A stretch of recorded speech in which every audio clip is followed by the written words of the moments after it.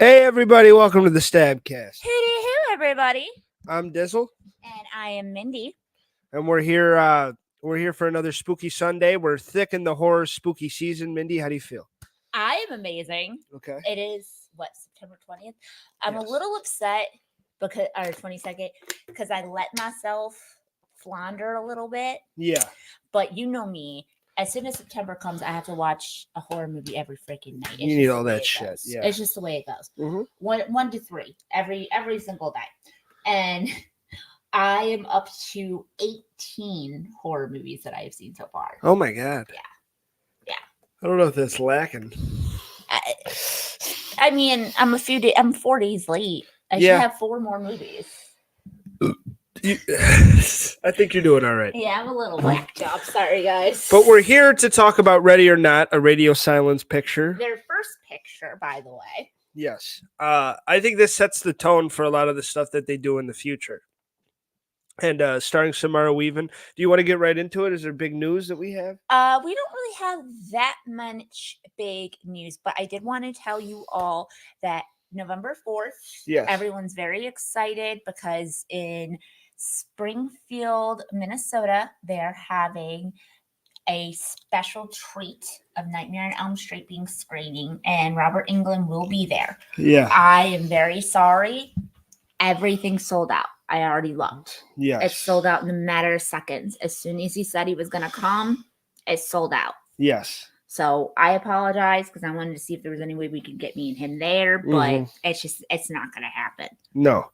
So we'll make it next year. Yeah. Other than that, Terrifier 3 did really good with its Hollywood premiere, and they will be making a Terrifier 4. Okay. They've already decided that. So there you go. And Your Monster, starring Melissa Belter, will still only be in theaters for one night, which is October 25th, which is the same night Terrifier 3 is premiering. Okay. So here's the thing, though. Watch the trailer because it might be too comedic for y'all's taste, because it is very comedic. Yeah. Very comedy based. It actually really threw me off to see her act like that and talk like that. It's a little horror based, but it's a lot of comedy. Yeah. And another radio silence picture, Sundance. So, I mean, it looks like it's going to be okay. But what I'm saying is, if you really want to see it, don't not see it on October 25th. Yeah, I agree. Because then it's probably going to go to Amazon Prime if it's really good, and then y'all are going to have to pay for it if you want to see it, and I'm not paying for shit. I'm sorry. Yeah, me neither. Fuck that. Yeah. All right, you want to get into it? Let's get it. Let's go. This is a radio silence movie. I think this is, I mean, unless you're a big Babysitter fan, which that was, I think, her real claim Babysitter 1 and 2. This is her real claim to fame. Babysitter, it was a big deal for her, but I think Samara Weaving really, makes a lot of strides when she takes this role. And I think absolutely. I mean, but the Babysitter was really her franchise, honestly. It was. Even the second one, I was waiting for her to show up. And she did, but I mean, for a few minutes. That's what I loved her as. Yeah. Was the Babysitter. And then they put her in Scream in the beginning and whatnot. And I felt really bad for her. I think she shouldn't have been Drew Barrymore off, but whatever. I do. I liked her in that. Now, this movie, to start critiquing right away, because I think that's what I do here.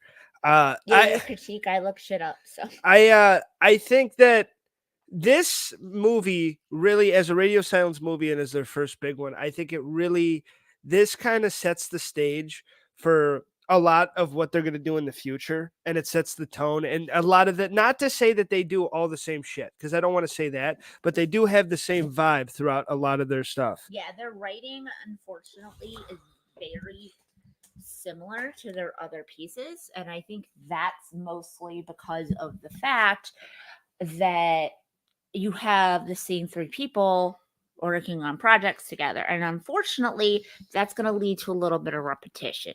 Well, yeah, and I think the vibe, just like the pros that are in this movie are the pros in a lot of their movies, to where it's a really fun time. There's a lot of energy. The performances are really good. So much blood and gore. and it's just a real fun experience. But some of the cons that stay is that the laughs kind of mean more than the scares, and that these are scary movies that aren't scary. They're funny. Exactly. And this is definitely more one that takes the funnier route on this kind of hunting your family kind of thing. And that also brings me to another movie called You're Next, which is kind of similar with the whole family hunting thing. Yeah. But the difference between Grace and Aaron is Grace is a very petite young lady. She's very prim, very proper. She's in her wedding dress and whatnot. Yeah. She's not expecting this shit to happen or fight for her life. Aaron grew up on a freaking convent. Yeah. Or not convent. Commune. Yeah. Commune farm. Like where Charles Manson and shit. Like that kind of stuff. Jim Jones. Like she was prepared to fight. Yeah. She didn't know that it was going to happen. I feel bad for her. She had no idea. But still, I still feel like she has the upper hand when it comes to those two movies. Well, and it really pisses me off that everybody takes the bad road and they're like, oh, well, Erin's just so much more amazing. And it's like, yes, but she was prepared. Well, to me, she's not more amazing. I prefer Grace's character arc, to be honest, because Erin is badass from the start. Exactly. She is, whereas Grace takes a much more traditional character arc, and she starts off as a bride who thinks she's marrying herself into this family and is a very classy, ladylike woman. And that she's finally going to have a family because she never had one. Yeah. And then she slowly becomes badass throughout watching people die and then slowly starting to kill people herself. And then she slowly stops giving a fuck and starts to become more badass. And I think that's better. It is better because it's a character. It's a character development thing. And I think that is a lot better. Now, did I enjoy Erin? Absolutely. Yeah, but I like this movie better than You're Next. I'm not going to lie either. I do like this movie better. You're Next is fun, but this is also, and You're Next is more serious. And I think if you want this, this backdrop and this story in a serious tone?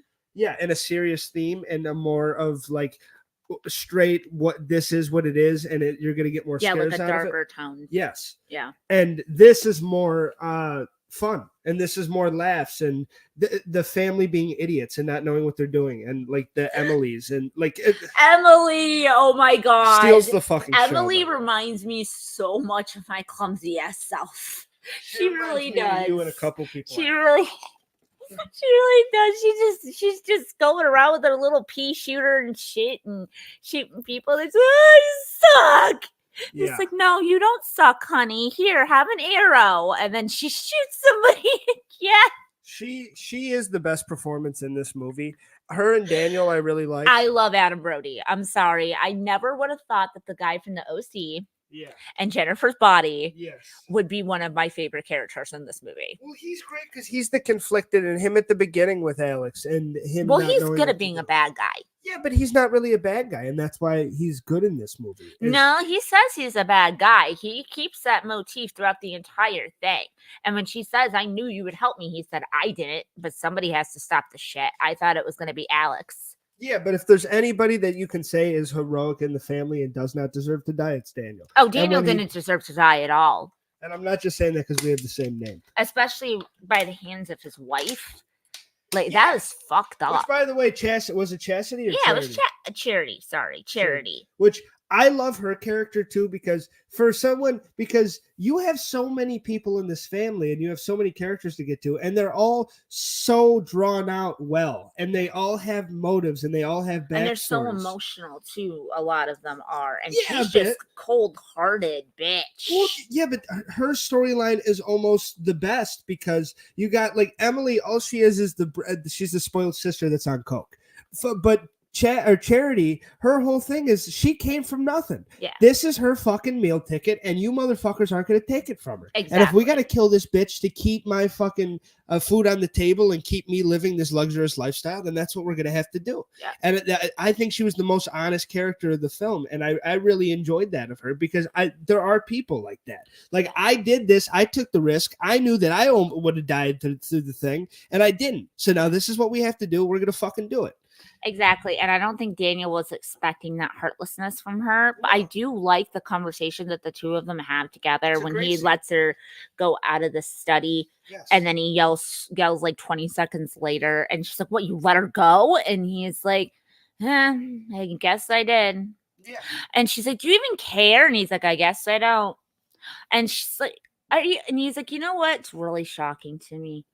Grace was so taken back by what was going on with her. I feel really bad for the poor girl. She's crying. Like, she's really having a hard time. He's like, you were cold as ice when I told you what was going on. Yeah. You were thick as steel. You were so ready to go Yeah. and get your hands dirty and do what you need to do. He's like, that's scary. Yeah. And she's like, well, Alex has you. You're a great big brother. And he's like, no, I'm really not. He's like, Grace is an amazing girl, and I should not have let my brother marry her. It's a great scene, and it fleshes out both of them. And that's all you need for her. Yeah. And then that fleshes out that character. And you know exactly why she's there and what her motives are. And you see Daniel as this conflicted dude that doesn't want it. Because he's another spoiled fucking brat, too. But he has that He conflict. understands what he's doing is wrong. Yeah, and he has that inner that we shouldn't be doing this. Yeah. And then you have the other characters, which Emily's husband I find fucking hilarious. Fitch is the man. I love Fitch. I love when he's walking down the hallway with the mom, and she's like, you do realize I never liked you, right? Yes. And it's like, what the, how, why would you say that to him? You guys are hunting people together. Be nice. And I love the ad lib of him at the end when they get ready to do the ritual. He's like, don't be a bitch, Fitch. Don't be a bitch. And he's just that was improv. Yeah, and that's what I meant. Yeah, that was improv. Also, at the very end of the movie, when everything is said and done, and Samara starts laughing, that wasn't supposed to happen. Yes. When people started blowing up and she starts cracking up, that was not a scene. That wasn't really supposed to happen. She just cracked up. Really? Because that was like some of the best shit in the movie. Yeah, she thought she was taken back by it because she didn't realize that they were going to shoot off meat cannons full of strawberry and bananas at her and shit. Yeah. And fake blood and blood with mixed with caramel syrup and everything else. So she wasn't expecting all that flying at her face. Yeah. So all of a sudden she had like 7 people blowing up at her and she was covered in blood and she's just like, well, I love that. And it's like, oh my God, she snapped. Well, that makes the movie.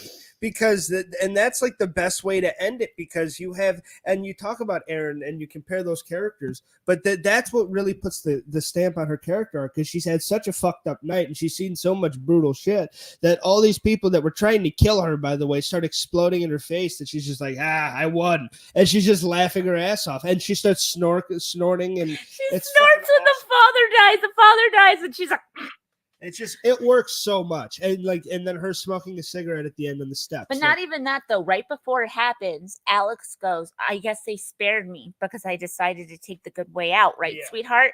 We're still going to be together, right, sweetheart? And she's like, I want a divorce. Alex, I would like a divorce. Yeah. And then as soon as she does that, he blows up. Yes. And then she goes and sits outside and smokes one of the mother-in-law's cigarettes because she left hers inside the house. And I think she was kind of like, I'll be damned if I go back in there. And so she stole one of the mother-in-law's cigarettes and she's sitting there smoking, covered in blood, house on fire. And these police officers are asking her, like, are you okay? What's wrong? And she's just like, in-laws. Yep. So good. A perfect way to cap it. But I like, because Alex is one of the characters that doesn't really work for me. I hate Alex. I hate him so fucking much. I wish that he was a little more believable, because I knew he was going to turn on her the whole time. And I knew he was too. And that's what makes me so angry, because he wasn't believable. No. He wasn't believable at all the whole time. And it's not just because I know Adam Brody as a character and whatnot. It's not because I know the actor so well. Yeah. It's just, you could kind of see it happening. You could see the roles between the two of them shift. Yeah. And one major big thing that did happen was he thought Grace killed Daniel. Because you got to remember, he never saw Charity kill Daniel. That's true. He doesn't know what's going on. So he thought Grace killed Daniel. And then he walked into Grace killing his mother. Yeah. And then that's when he decides to make the decision to call the family over and kill her. So it is a little more reasonable. A little bit. Yeah. Tiny bit. You can give him a little bit of leeway. Yeah. Just because of the fact that he didn't know that she didn't shoot his brother. And he did watch her smash her mom's face in. Or his mom's face in with the box. Creme de la creme, by the way. That was great. Good shit. But, so I think that's where Alex's reasoning came in, was like, oh my God, she's killing my family, whether we get her or not. This has got to end now. Yes. Which, by the way, the mother-in-law is another performance that I really enjoyed, and I think Becky. she did a great job at like because she was the cool one, and she was like the one that's like fuck them all, like in the beginning, like that little speech she gave her, the little pep talk. Like Yeah. I loved how she was like, "You're like I come from humble beginnings too." Well, she even told her when they were fighting. She even said, "Like, look, I meant what I said when I said I like you. I really do like you, but I will not stand by and watch you fuck up my family, unfortunately." Yeah.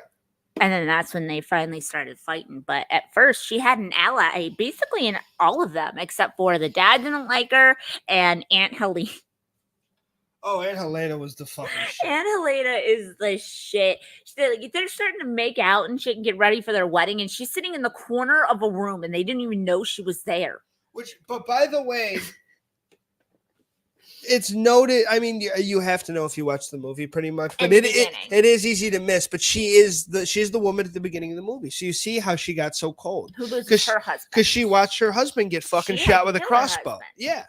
Because yes, they hurt him with the crossbow, but the way that it works is they have to perform the ritual while the blood is still flowing from the sacrifice. Yes.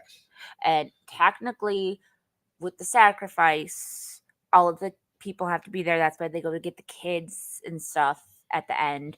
And Alex and Helena, they were both people that were good souls at first and whatnot, but their family tradition stands that, yeah, the other people can catch them, but you have to kill them. Yeah. And she's one of the only people in the family that went through that as well. Exactly. So, like, she's even trying to tell people, like, look, don't be too mad at him. It's kind of not his fault. No. I understand what he's going through. We're a lot alike. Yeah, she understood because she was in his position. So as scary as she looks, because she kind of looks like she should be from the Munsters. Yeah. Honestly, she really does have a good character arc. And she really does have a good way about her. It's just hilarious when she's like, has that sickle in her or axe in her hand. And she's like, the girl will still die. And then she blows up. She's so scary looking. Oh my God, she is. She is very creepy looking lady. All right, Mindy, what's your kill of the week? We're getting low on battery here. My kill of the week would have to be, I would say, when Emily shoots the maid in the face. Because, I'm sorry. Which one? The first? Oh, the first one. Yeah, okay. Because she was right there. And the crossbow, too. But Samara Weaving was right there. Yeah. And she completely missed the shotgun and hit the help. And it's like, what are you doing? Or the pea pistol. That is not, I mean, you don't do coke or you don't do drugs, but that is you. If it was our family that was. I'm so sorry. It's you one that keeps fucking people up on accident. Why do I suck? Like, that's actually a lie, too, because her husband, Fitch, is like, oh, honey, it's okay. You can have my arrow. And because the gun's not working for you. And she's like, thank you, sweetheart. Boom, another maid gets her right in the face. And she's like, I suck. It's so good. It's so good. And then they're like, you and Daniel Barn now. And he is like, oh, fuck up's on cleanup duty. Let's go. I thought it was perfect, and she was hilarious. She really is the best performance. I think it's her and Fitch comedically took the show. Melanie Scarfano, she did a tremendous job, and I do think she's one of the best performances. She reminded me of our girl Alice from Bodies. She reminded me of her. Body dysmorphia. Shut the fuck up, Alice. The dumb one that just keeps fucking shit up. But at the end when she explodes, they do it very classy because there's kids and you don't want to. So you're not going to watch kids explode. Yeah, they do a behind the curtain kill for her and her children. Yeah, they run into the other room and then the big meat cannon fucking explodes through the room. Radio silence in their meat cannons, man. Oh my God. Well, I mean, I don't blame them. I would want to have a meat cannon too.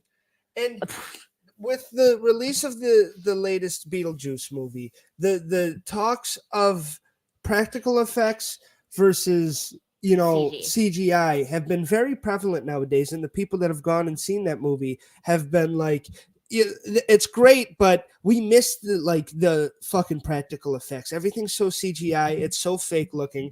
Like Nightmare on Elm Street. You watch the remake, and then you watch the first one. You're like, the first one's fucking better, even though it's fucking 20 years before, and like it looks so it's man-made shit. It just looks better. Same thing with The Exorcist. Like that got like a requel last year and whatnot, and it did look gorgeous. But The Exorcist, you can't take away from those practical effects and shit that they did with the meat cooler and the rotating room and shit. Like no one does that anymore. No one has any tender love and care and compassion for the horror genre. Yeah, and the fact that it probably adds a couple hours to the shoot, but it really makes the difference, because that scene, I don't know how cool that scene is if it's all CGI blood everywhere. I don't think it would have been cool.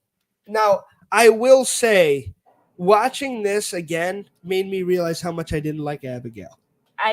Because it's like it's so cut and fucking paste, man. It's so much the same. It's their same shit, and they're just doing it again with a different backdrop. I do get it, but I think the comedic element in Abigail is what takes it for me.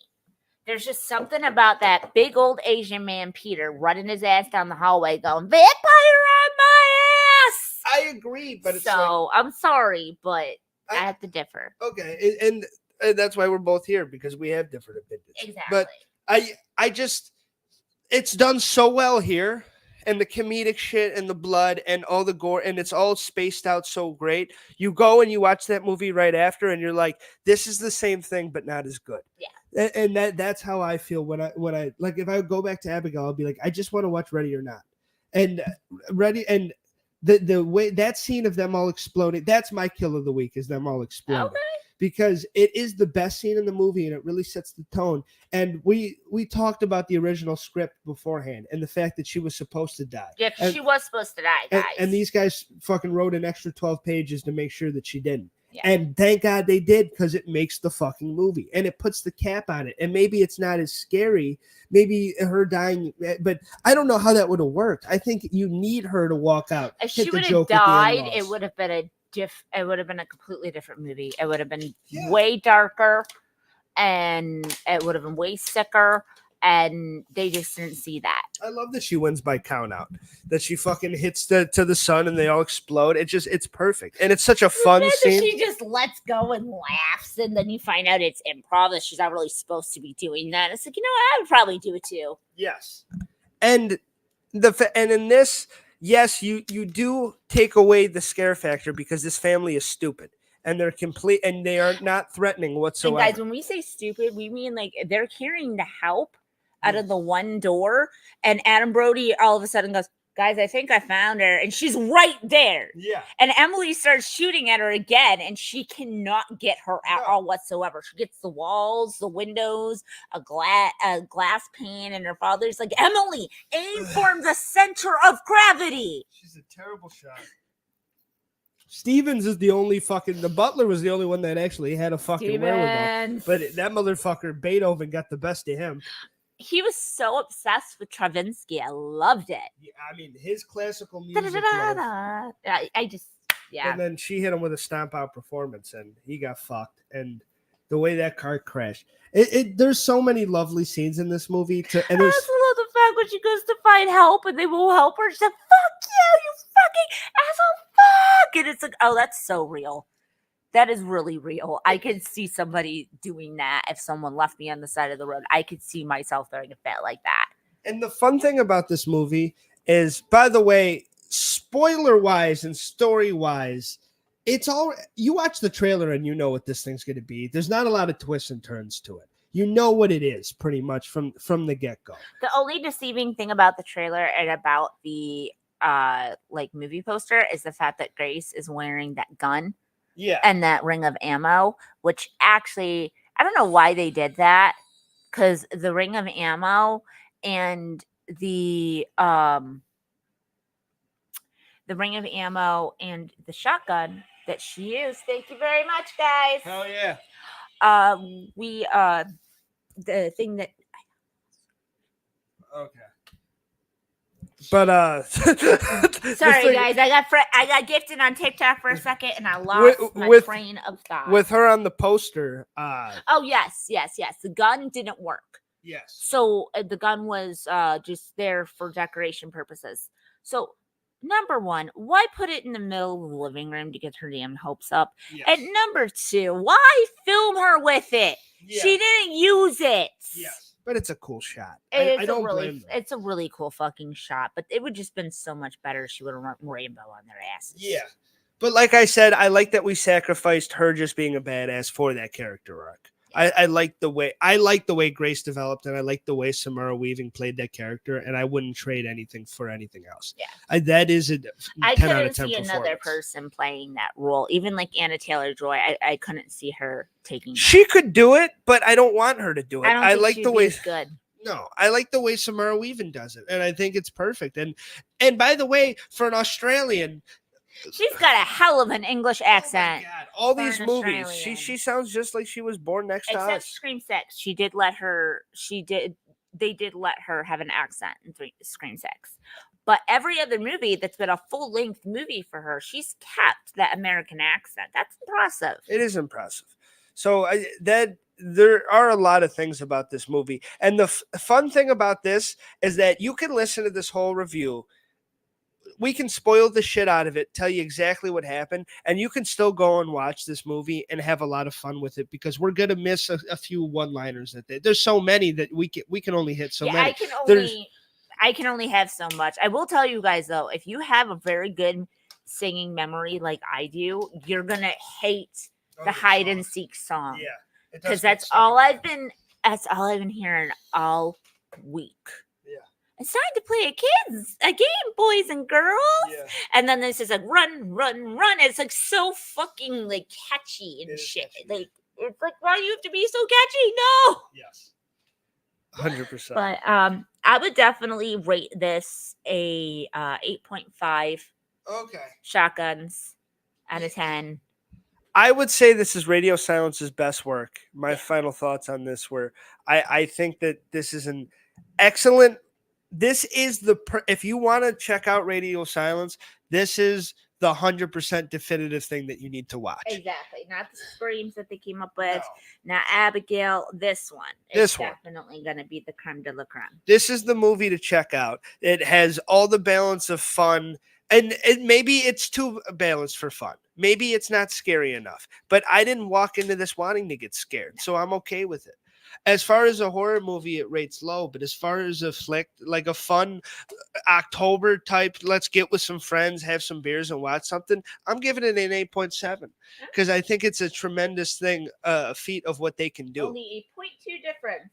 I don't think that they've ever done anything this good. I really don't. And I think they've only gotten worse from here. And not to be a dick, but that's how I feel about these guys. Well, yeah, because they're very predictable, and their writing style has been very much so the same. And Scream doesn't need to be like this. That's what pisses me off. But this needed to be like this, and it's tremendous. And I think that you have perfect performances, you have a really great script, and you have a really fun directorial vision that really makes this movie stand out. I just hope that maybe for their next project, they have another person join their team. Because I think having the same 3 people, the same 2 directors and the producer, it's great to have yourself a little family. But 3 people, you guys are going to run out of ideas. Yeah.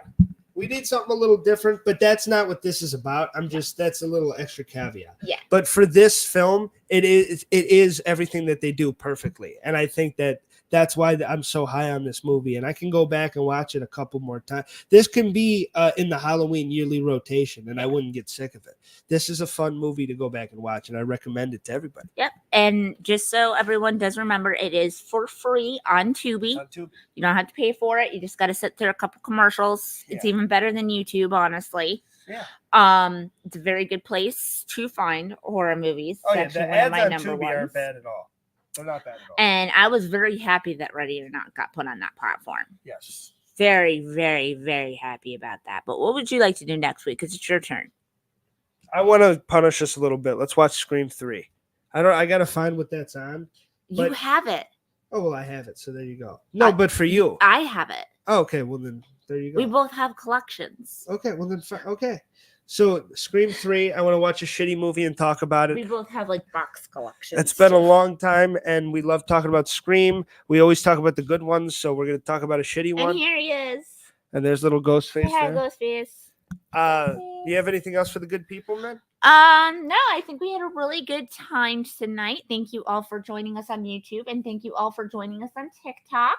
I think we had a really good time. I think this was a good show. Absolutely. So next week, I'm excited, not so excited to talk about Scream and Sydney's fake brother. So we'll see everybody next time. Hit them with a big fat hootie hoo, Mindy. I hate it. We'll see everybody next time. Bye, guys. Stay safe.